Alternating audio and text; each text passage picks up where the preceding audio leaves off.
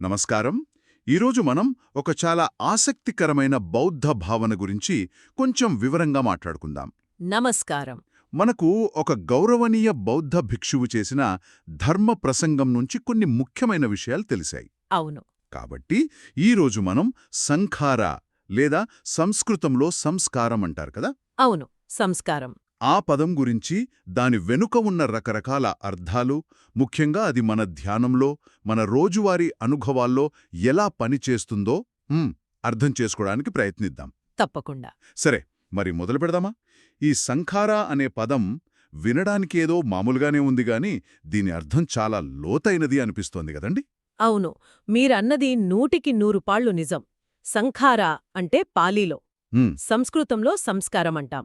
ఈ పదాన్ని వేరే భాషల్లోకి, అంటే ముఖ్యంగా ఇంగ్లీష్ లాంటి పాశ్చాత్య భాషల్లోకి అనువదించడం అది నిజంగా చాలా కష్టం. ఓ అలాగా? ఎందుకని అంత కష్టం?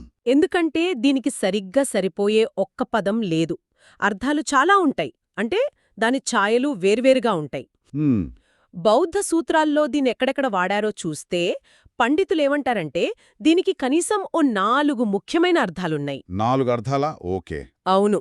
పైగా మీకు తెలుసు కదా, పాలీ భాషలోనే ఒక పదానికి సందర్భాన్ని బట్టి అర్థాలు మారిపోతూ ఉంటాయి. అవును మారిపోతూ ఉంటాయి. కాబట్టి సంఖారా అంటే ఇదే అని ఒక్క మాటలో చెప్పలేం. అందుకే దీన్ని ఇంగ్లీష్లో ఫార్మేషన్స్ అంటారు, కన్స్ట్రక్షన్స్ అంటారు, కండీషనింగ్, యాక్టివిటీస్, వొల్యూషనల్ యాక్షన్స్, ఇలా రకరకాలుగా చెప్పడానికి ప్రయత్నించారు. కాని ఏదీ పూర్తి అర్థాన్ని ఇవ్వదన్నమాట. ఇవ్వదు. సరిగ్గా అదే. ఆహా, అంటే ఒకే పదానికి ఇన్ని లేయర్స్ ఉన్నాయన్నమాట. భలే ఉంది. మరి మరి ఈరోజు మనం ఆ 4 అర్థాల్లోకి వెళదామా, లేక ముఖ్యమైనవి చూద్దామా? ముఖ్యమైనవి అంటే కనీసం 2 ప్రధానమైన అర్థాలు చూద్దాం ఈరోజు. మొదటిది చాలా ముఖ్యమైనది. సరే, ఏంటది? మొదటి అర్థం ప్రకారం సంఖార అంటే మన చేతలు లేదా సంసిద్ధతలు, అంటే మనం చేసే పనులు అనుకోవచ్చు. పనులు. అవును. వీటిని 3 రకాలుగా చెప్తారు. కాయ సంఖార. కాయ అంటే శరీరం. అవును, శారీరక పనులు లేదా సంసిద్ధతలు. తర్వాత వచీ సంఖార. వచ్చి అంటే మాటలు. మాటలకు సంబంధించినవి, వాచిక కృత్యాలు. మూడవది చిత్త సంఖార లేదా మనోసంఖార అంటారు, అంటే మానసిక పనులు. ఓకే, శరీరం, మాట, మనసు, ఈ మూడింటి పనులు లేదా సంసిద్ధతలు అదరమాట సంఖార అంటే. స్థూలంగా చెప్పాలంటే అంతే. అంటే మనం పైకి చేసే పని మాత్రమే కాదు, ఆ పని వెనుక ఉండే ఒక రకమైన ఆ ప్రేరణ లేదా నిర్మాణం, ఆ తయారీ, అది కూడా సంఖారమే. అంటే ఏదైనా పని చేసినా, మాట్లాడినా, ఆలోచించినా దాని వెనుక ఒక సంఖారం నడుస్తూ ఉంటుంది. ఇది కొంచెం అంటే అబ్స్ట్రాక్ట్గా అనిపిస్తోంది. దీన్ని ధ్యానంతో ఎలా ముడిపెట్టగలం? ధ్యానం చేసేటప్పుడు ఇది ఎలా ఉపయోగపడుతుంది? ఖచ్చితంగా దీనికి ధ్యానంలో చాలా ప్రాక్టికల్ ఉపయోగముంది. బుద్ధుడు ఆనాపానసతి సూత్రముంది గదా. శ్వాస మీద ధ్యాస. అవును, ఆ సూత్రంలో దీని గురించి చాలా స్పష్టంగా చెప్పారు. ధ్యానంలో మనం పురోగతి సాధించాలంటే ఈ 3 రకాల సంఖారాలను తగ్గించాలి, వాటిని శాంతం చెయ్యాలి. శాంతం చేయడమా? అంటే అంటే వాటి ప్రమేయాన్ని తగ్గించడం. ముందుగా కాయసంఖార, శారీరక పనులు. ధ్యానంలో కూర్చున్నప్పుడు శరీరాన్ని కదలకుండా ఉంచడం ముఖ్యం. అది ఒకటి. సరే. అంతకన్నా ముఖ్యంగా శ్వాసను గమనిస్తాం కదా. అవును. ఆ శ్వాసను మనం కంట్రోల్ చేయకూడదు. అంటే కావాలని దీర్ఘంగా తీసుకోవడం, నెమ్మదిగా వదలడం, అలాంటివి చేయకూడదు. అలా చేయకూడదు. అది ఎలా జరుగుతుంటే అలా సహజంగా మనం ఏమీ చేయకుండా జస్ట్ గమనించాలి. శ్వాస దానికదే జరుగుతుంది, మనం దాన్ని చేయడం లేదు. మనం చేసేవాళ్లం కాదు. కాదు. ఆ సహజత్వాన్ని అలా వదిలేయడమే కాయసంఖారాన్ని శాంతం చేయడమన్నమాట. ఓకే, అర్థమైంది. మరి రెండోది వచీ సంఖార, మాటలది. అవును, వచీ సంఖార అంటే మాటలకు సంబంధించింది. ధ్యానంలో మనం పైకి మాట్లాడం కదా. మాట్లాడం. కామి మనస్సులో అనుకుంటాం చూడండి, అది కూడా ఒక రకమైన మాటే. ఉదాహరణకి విపశ్యనా ధ్యానంలో కొందరు నోటింగ్ చేస్తారు. నోటింగ్ లేదా లేబులింగ్ విన్నాను. అవును, అంటే శ్వాస లోపలికి వెళితే లోపలికి అని, బయటకొస్తే బయటకి అని మనస్సులో అనుకోవడం. లేదంటే ఏదైనా ఆలోచన వస్తే ఆలోచన, నొప్పి వస్తే నొప్పి అని గుర్తించడం. దీన్ని పాలీలో వితక్క ఇంకా విచార అంటారు. అంటే మనస్సును ఆ వస్తువు మీదకు తీసుకురావడం, దానిమీద ఉంచడం. ఇది కూడా ఒక రకమైన వచీ సంకారమే, అంటే మాటలకు సంబంధించిన ఒక మానసిక యాక్టివిటీ. ఇక్కడే నాకొక ప్రశ్నొస్తోంది. ఈ నోటింగ్ అనేది చాలా మందికి ధ్యానం మొదలుపెట్టడానికి, మనసు నిలపడానికి హెల్ప్ అవుతుంది కదా. అవును, అవుతుంది. మరి మీరు వచీ సంకారాన్ని తగ్గించాలి అంటున్నారు. అంటే నోటింగ్ అస్సలు చేయకూడదా, లేకపోతే ఎప్పుడు ఆపాలి? ఇది కొంచెం కన్ఫ్యూజింగ్గా ఉంది. అబ్బో, ఇది చాలా మంచి ప్రశ్న అడిగారు. ఇది ప్రాక్టీస్లో చాలా ముఖ్యం. నిజమే, మీరన్నట్లు మొదట్లో ముఖ్యంగా మనసు బాగా అటూ ఇటూ వెళ్తున్నప్పుడు ఈ నోటింగ్ బాగా పనిచేస్తుంది. అవును. మనసును శ్వాస మీదకు తీసుకురావడానికి, అక్కడే ఉంచడానికి అదొక టూల్ లాంటిది. దారి తప్పకుండా ఉండటానికి ఒక చేతికర్ర అనుకోండి. సరే, చేతికర్ర. అయితే మనం ధ్యానంలో సాధన చేస్తూ ఏకాగ్రత పెరుగుతున్న కొద్దీ శ్వాస ఎలా అవుతుందంటే చాలా సూక్ష్మంగా, సున్నితంగా అయిపోతుంది. చాలా సున్నితంగా. ఆ స్టేజ్లో ఇంతకు ముందు క్లియర్గా తెలిసిన లోపలి శ్వాస, బయటి శ్వాస తేడా కూడా అంత స్పష్టంగా ఉండదు. ఎంత సూక్ష్మంగా అంటే అది ఉందో లేదో కూడా తెలియనంత. అంత సటిల్గా అయిపోతుందా? అవును. అలాంటి సూక్ష్మమైన శ్వాసను గమనిస్తున్నప్పుడు ఈ లోపలికి, బయటికి అని నోటింగ్ చేయడం అది చాలా కష్టం. కష్టమా? కష్టమవడమే కాదు, అలా చేయడానికి ట్రై చేస్తే అదే ఒక డిస్టర్బెన్స్ లాగా, ఒక బరువులా అనిపిస్తుంది. ఆ సూక్ష్మమైన శ్వాసను చూడటానికి కావాల్సిన ప్రశాంతతను ఇదే పాడుచేస్తుంది. ఓ, అంటే ఇది సైకిల్ నేర్చుకునేటప్పుడు వాడే ట్రైనింగ్ వీల్స్ లాంటిదనమాట. సరిగ్గా చెప్పారు. భలే పోలిక. మొదట్లో కావాలి, బ్యాలెన్స్ వస్తుంది. కానీ ఫ్రీగా తొక్కాలంటే కరెక్ట్ టైంలో తీసేయాలి, లేకపోతే అవే అడ్డు. సరిగ్గా అంతే. కాబట్టి శ్వాసకాయ సంకార అంత సూక్ష్మంగా అవ్వకముందే ఈ నోటింగ్, వచీ సంకార అనే చేతికర్రను పక్కన పెట్టేయాలి. ఎప్పుడు పెట్టాలి అనేది ఎలా తెలుస్తుంది? అది మనకే తెలుస్తుంది. ఎప్పుడైతే అది ఒక ప్రయత్నంలాగా, ఒక భారంలాగా అనిపిస్తుందో అప్పుడే రైట్ టైం. దాన్ని వదిలేస్తేనే మనసు ఇంకా ప్రశాంతంగా అవుతుంది. ఆ సన్నటి శ్వాసతో ఒకటవుతుంది. ధ్యానం మనం చేసేది కాదు, అది జరిగేదిగా మారాలి.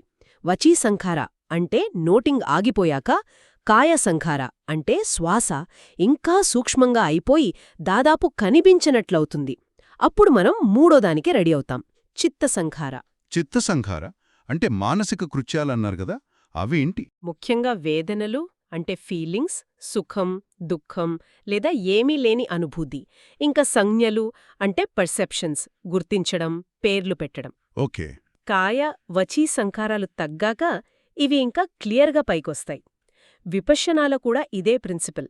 మొదట్లో శరీరాన్ని, ఫీలింగ్స్ని గమనించడంలో కొంచెం ప్రమేయముంటుంది. కాని మెల్లగా ఆ ప్రమేయం తగ్గించుకోవాలి. నోటింగ్ కూడా అంతే. మొదట్లో వాడినా మనసు కుదిరాక వదిలేయాలి. అప్పుడు లోపల నుంచి రకరకాల ఫీలింగ్స్, పర్సెప్షన్స్, మెమరీస్ అన్నీ పైకి రావచ్చు. అవి చాలా డ్రామాటిక్గా, కలర్ఫుల్గా అనిపించొచ్చు. అవును, వస్తుంటాయి. వాటితో ఫైట్ చేయకుండా, వాటిని యాక్సెప్ట్ చేయకుండా, రిజెక్ట్ చేయకుండా జస్ట్ చూస్తూ ఉంటే అవే వాటంతటవే సైలెంట్ అయిపోతాయి. ఇలా సంఖారాలను అంటే ఆ ప్రమేయాలను, జోక్యాలను తగ్గించుకోవడమే ధ్యానంలో ఒక ముఖ్య భాగం. అద్భుతం. ఇది చాలా చాలా ప్రాక్టికల్ విషయం. ధ్యానం చేసేవాళ్లకి ఇది బాగా ఉపయోగపడుతుంది. మొదటి అర్థం శరీరం, మాట, మనసు, పనులు, వాటిని ధ్యానంలో ఎలా తగ్గించాలో బాగా అర్థమైంది. మరి రెండో అర్థం అన్నారు, అదెక్కువ కీలకమైనదని కూడా అన్నారు కదా? అవును, రెండో అర్థం కూడా చాలా చాలా కీలకం. ఇది మనకు బౌద్ధ ధర్మంలోని ద్వాదశ నిధానాలు. 12 అంచెల ఆధారితోత్పత్తి, డిపెండెంట్ ఒరిజినేషన్. అవును, ఆ సిద్ధాంతంలో కనిపిస్తుంది. బౌద్ధం కొంచెం తెలిసిన వాళ్లకి అవిద్యాపచ్చయా సంఖార. అవును, విన్నాను. అజ్ఞానం వల్ల సంఖారాలు. కరెక్ట్. ఇంకా సంఖారపచ్చయా విజ్ఞానం. సంఖారాల వల్ల విజ్ఞానం, చైతన్యం. అవును, ఇది దుఃఖం ఎలా మొదలవుతుంది, ఎలా కంటిన్యూ అవుతుంది అని చెప్పే ఒక చైన్ రియాక్షన్ లాంటిది. ఈ కాంటెక్స్ట్లో సంఖార అంటే ముఖ్యంగా సంకల్పిత చర్యలు, వొలిషనల్ యాక్షన్స్, లేదా ఇంకో మాటలో చెప్పాలంటే ఎంపిక, సెలెక్షన్. ఎంపిక, సెలెక్షనా? అవును, ఇక్కడ సంకల్పిత అంటే కావాలని చేసేవి అని మాత్రమే కాదు. మన అజ్ఞానముంది కదా, అవిద్య అంటే ఉన్నది ఉన్నట్లు చూడలేకపోవడం. అవును.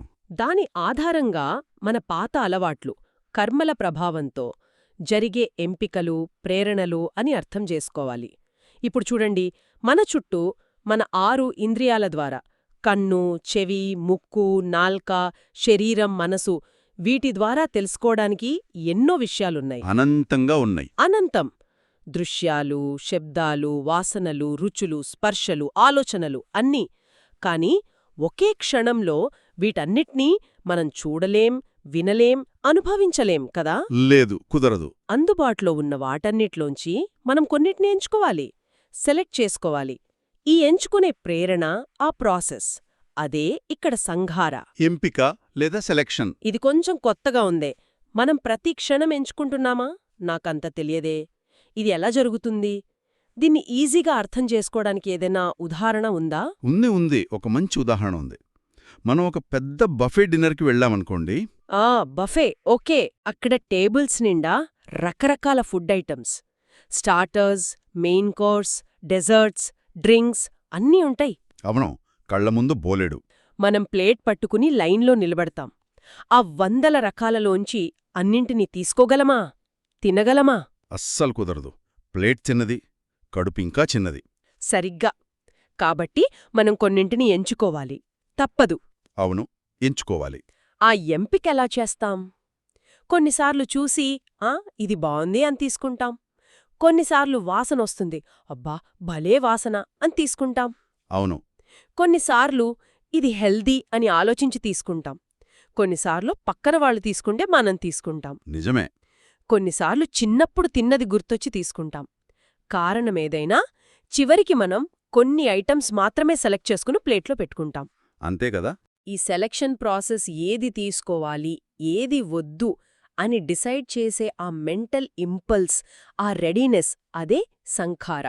మనమేం ఎంచుకున్నామో అవే మన ప్లేట్లోకొస్తాయి. వాటినే మనం తింటాం, అనుభవిస్తాం. ఆ సెలెక్షన్ మంచిదైతే ఆరోగ్యం, ఆనందం. అది బాలేపోతే అనారోగ్యం, అసంతృప్తి. ఇంకో విషయం గమనించారా? 2 వ్యక్తులు ఒకే బఫేకి వెళ్తే ఎప్పుడూ వాళ్ళ ప్లేట్లు ఒకేలా ఉండవు. అవును, అస్సలుండవు. నేను నా ఫ్రెండ్ వెళ్తే ఎప్పుడూ వేర్వేరుగా ఉంటాయి మా ప్లేట్లు, మేమేం మాట్లాడుకోకపోయినా సరే. చూసారా? ఎందుకంటే మీ ఇద్దరి సంఖారాలు వేరు, మీ ఎంపికలు వేరు. అంటే మన ఇంద్రియాల విషయంలో కూడా ఇలాగే జరుగుతుందా? ఖచ్చితంగా. బఫే ఫుడ్ లాగే మన 6 ఇంద్రియాలకు కూడా ప్రతి క్షణం ఎన్నో ఐటమ్స్ అందుబాటులో ఉన్నాయి. కంటికి లెక్కలేనన్ని రూపాలు, చెవికి శబ్దాలు, ముక్కుకు వాసనలు, నాలుకకు రుచులు, శరీరానికి టచ్లు, మనసుకు ఆలోచనలు, ఫీలింగ్స్, మెమరీస్ అన్నీ ఉన్నాయి. టచ్ చేస్తామా లేక ఆలోచిస్తామా? దీనికేదైనా ఆర్డర్ ఉందా? లేదు, ఆర్డర్ ఏమీ లేదు. లేదు. మన అలవాట్లు, ఇష్టాలు, అయిష్టాలు, ఆ టైంలో ఉన్న మన అవసరాలు, ప్రేరణలు అంటే మన సంఖారాలు, అవి మనల్ని ఏదో ఒక ఇంద్రియ ద్వారం వైపు లాగుతాయి. మనం దేన్నైతే ఎంచుకుంటామో అదే ఆ క్షణం మన ఎక్స్పీరియన్స్ అవుతుంది. ఈ ఎంపిక మన పర్సనాలిటీని, మన వరల్డ్ వ్యూని చూపిస్తుంది. అదే టైంలో దాన్ని తయారు కూడా చేస్తుంది. ఇక్కడ ఇంకో ఇంట్రెస్టింగ్ పాయింట్ ఉందన్నారు కదా, ఒకటి ఎంచుకుంటే మిగతావి వదిలేయాలని. ఒకేసారి ఒక గాడిద పోలిక, అది కొంచెం చెప్పండి. అది చాలా ఇంపార్టెంట్ పాయింట్. బఫేలో ఒక ఐటెం తీసుకున్నప్పుడు ఆ ప్లేస్లో వేరే ఐటెంని వదిలేసినట్లే కదా. అవును. ఇంద్రియాల విషయంలో కూడా అంతే. ఒక ఇంద్రియ ద్వారం ద్వారా ఒక అనుభవాన్ని మనం ఎంచుకున్నప్పుడు ఆ పర్టిక్యులర్ మూమెంట్లో మిగిలిన 5 ఇంద్రియ ద్వారాల నుంచి వచ్చే అనుభవాలను మనం రిజెక్ట్ చేస్తున్నట్లే. రిజెక్ట్ చేస్తున్నట్లేనా? అవును. ఉదాహరణకు, మనం ఫుల్ కాన్సంట్రేషన్తో ఒక అందమైన సన్సెట్ని చూస్తున్నామనుకోండి. అంటే చూడటం, సీయింగ్ అనే ఎక్స్పీరియన్స్ని సెలెక్ట్ చేసుకున్నాం. సరే. ఆ క్షణంలో మన చుట్టూ పక్షులరుస్తున్నా వినడం, పూలవాసన వస్తున్నా వాసన, చల్ల గాలి తగులుతున్నా స్పర్శ, రేపటి గురించి ఆలోచనలు వస్తున్నా ఆలోచన, మనం వాటిని పట్టించుకోం, గమనించం. నిజమే, గమనించం. ఎందుకంటే మన చిత్త చైతన్యం, మన కాన్షియస్నెస్, విజ్ఞానం పూర్తిగా చూడటం అనే పనిలో బిజీగా ఉంది. కాబట్టి చూడటం అనే ఒకదాన్ని ఎంచుకోవడం అంటే ఆ క్షణానికి మిగిలిన 5 రకాల అనుభవాలను పొందే ఛాన్స్ని వదులుకోవడమే. దీన్నే సరదాగా ఒకేసారి ఒక గాడిదనే మోయగలం అంటారు. అయితే మనసు చాలా ఫాస్ట్గా పనిచేస్తుంది. అవును, చాలా వేగంగా. ఒక మూమెంట్ చూసిన వెంటనే నెక్స్ట్ మూమెంట్ వినడం వైపు వెళ్ళొచ్చు, ఆ నెక్స్ట్ మూమెంట్ ఆలోచనల్లోకి వెళ్ళొచ్చు. ఈ స్పీడ్ వల్ల మనకు అన్నీ ఒకేసారి తెలుస్తున్నాయి అనే ఒక ఇల్యూజన్ కలుగుతుంది. కానీ సూక్ష్మంగా చూస్తే ప్రతి క్షణం ఒక సెలెక్షన్ జరుగుతూనే ఉంది. అంటే మనం అబ్బా ఆ సీనరీని పూర్తిగా ఎంజాయ్ చేశాను అని అనుకున్నా నిజానికి ఆ ఎంజాయ్మెంట్ కోసం ఆ టైంలో మిగతా సెన్సరీ ఎక్స్పీరియన్స్లను మిస్ అయ్యామన్నమాట. అవును. ఇది మన ఎక్స్పీరియన్స్ వరల్డ్ని మనమే ఎలా కట్టుకుంటున్నామో చెబుతోంది. మన రియాలిటీ అనేది బయట ఉన్నట్టు కాదు, మన సెలెక్షన్ల సంఖారాల ద్వారా ఫిల్టర్ అయిన వర్జన్ అన్నమాట. ఖచ్చితంగా మీరు పర్ఫెక్ట్గా చెప్పారు. ఈ కంటిన్యూయస్ సెలెక్షన్ ప్రోసెస్ సంఖార మన అజ్ఞానం అవిద్యతో నడుస్తూ మన చైతన్యాన్ని విజ్ఞానాన్ని కండిషన్ చేస్తుంది. కండిషన్ చేస్తుందా? అవును. అంటే మన ఎంపికలు మన స్పృహను ఒక పర్టిక్యులర్ ఎక్స్పీరియన్స్ వైపు మళ్లిస్తాయి. ఆ ఎక్స్పీరియన్స్ బట్టి మనకు ఇష్టాలు అయిష్టాలు వేదనలు వస్తాయి. వాటివల్ల తృష్ణ తాన్హా అటాచ్మెంట్ ఉపాదానం కర్మభవం భవం పుట్టుక జాతి చివరికి దుఃఖం జరామరణం ఇలా ఆ 12 నిధానాల చక్రం తిరుగుతూనే ఉంటుంది. ఓహో, అంటే ఈ సంఖార అనే సెలెక్షన్ ప్రాసెస్ ఆ దుఃఖచక్రంలో ఇంత కీలకమైన స్టెప్ అన్నమాట. చాలా చాలా కీలకమైనది. వావ్, ఇది నిజంగా చాలా లోతైన విషయం. సంఖార అనే ఒక్క చిన్న పదం వెనుక ఇంత కథ, ఇంత ఫిలాసఫీ ఉందన్నమాట. సరే, మొత్తం మీద ఈ చర్చ నుంచి మనం నేర్చుకోవాల్సిన ముఖ్యమైన పాయింట్స్ ఏంటంటారు? అవును. సంఖార అనేది ఒక పదానికి చాలా అర్థాలున్న శక్తివంతమైన కాన్సెప్ట్ అని చూశాం కదా. చూశాం. మొదటిగా అది మన శరీరం మాట మనసు చేసే పనులు, వాటి వెనుకుండే సంసిద్ధతలు. ధ్యానములో ముఖ్యంగా ఆనాపానసతి విపశ్యనలాల్లో ఈ సంఖారాలను గుర్తించి వాటి జోక్యం తగ్గించుకోవడం, వాటిని శాంతం చేయడం ఎలాగో చూశాం. శ్వాసను సహజంగా వదలటం, నోటింగును టైంకి ఆపటం, మనసులో వచ్చే వాటిని జస్ట్ చూడటం. అవును. ఇవన్నీ సంఖారాలను దాటే దారులు. అంటే మన అనుభవాన్ని క్రియేట్ చేసే ప్రాసెస్లో ఇంటర్ఫియర్ అవ్వడం ఆపి దాన్ని న్యాచురల్గా జరగనివ్వడం. రైట్. ఇక రెండవదిగా 12 నిధానాల చైన్లో సంఖార అంటే మన అజ్ఞానం అవిద్య నుంచి పుట్టే మన సంకల్పిత ఎంపికలు, వల్యూషనల్ చాయిసెస్. అవును, సెలెక్షన్స్. మన చుట్టూ ఉన్న అనంతమైన సెన్సరీ వరల్డ్లో మనం ప్రతిక్షణం చేసే ఈ సెలెక్షన్లే మన కాన్షియస్నెస్ని, విజ్ఞానం, దాని ద్వారా మన ఎక్స్పీరియన్స్ వరల్డ్ని, మన రియాలిటీని క్రియేట్ చేస్తున్నాయి. ఆ బఫే ఉదాహరణ, 6 ఇంద్రియాల్లో ఒకటి సెలెక్ట్ చేసుకుంటే మిగతావి రిజెక్ట్ అవ్వడం, ఇవన్నీ ఈ రెండో అర్థాన్ని బాగా క్లియర్ చేసే. అవును. ఈ ఎంపికలు కూడా ర్యాండమ్ కాదు, మన పాత కర్మలు, అలవాట్లు, ఇష్టాయిష్టాల వల్లే జరుగుతాయి. మనం ఒకటెంచుకోవడం వల్ల తెలియకుండానే మిగతా 5ంటిని ఎలా వదిలేస్తున్నామో, మన ఎక్స్పీరియన్స్ని మనమే ఎలా లిమిట్ చేసుకుంటున్నామో ఇది తెలిసాక నిజంగా ఆశ్చర్యంగా ఉంది. ఇది మన నేను అనే ఫీలింగ్ని, మన ప్రపంచం గురించిన మన అండర్స్టాండింగ్ని కూడా క్వశ్చన్ చేసేలా ఉంది. సరిగ్గా అదే పాయింట్.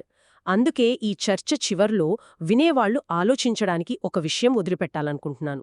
చెప్పండి. మన అనుభవ ప్రపంచమనేది బయట రెడీగా ఉన్న రియాలిటీ కాదు.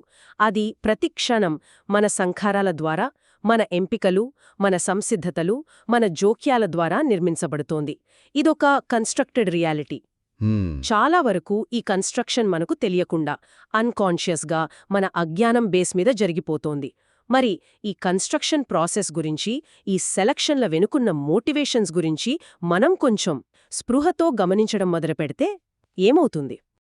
కేవలం అలా కన్స్ట్రక్ట్ అయిన ఎక్స్పీరియన్స్ని కాకుండా ఆ ఎక్స్పీరియన్స్ని కన్స్ట్రక్ట్ చేస్తున్న సంఖారాలనే మనం గమనించగలిగితే, ఆ కన్స్ట్రక్టర్ని చూడగలిగితే, అది మనం కట్టుకునే రియాలిటీపై, మన అనుభవాలపై ఎలాంటి ఎఫెక్ట్ చూపిస్తుంది? బహుశా ఆ గమనించడమే విముక్తికి మొదటి అడుగవుతుందేమో.